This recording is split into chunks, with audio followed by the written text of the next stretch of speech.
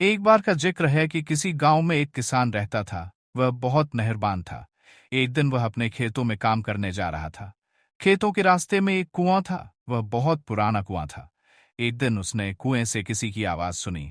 कोई मदद के लिए पुकार रहा था। यह आवाज किसी औरत की थी। आवाज लगातार 3 दिनों तक आती रही तो किसान ने एक में झांक कर देखा। तो यह एक खूबसूरत परी थी जो जंजीरों में जकड़ी हुई थी।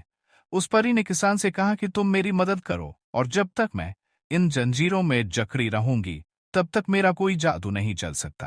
किसान उसी समय घर से रस्सी ले आया और परी को कुएं से निकाल लिया। जब परी कुएं से निकली तो उसने अपनी जादू की छड़ी से कुएं को आग लगा दी और कुएं के साथ जादूगर भी मर गया।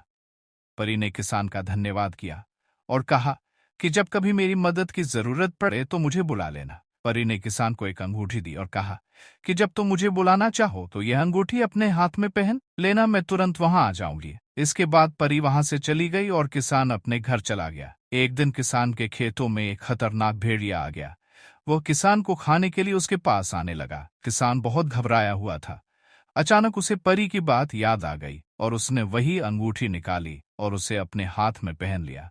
परी वहां आ गई और अपनी जादू की छड़ी से उस भेड़िए को मार दिया। इस तरह किसान की जान बच गई।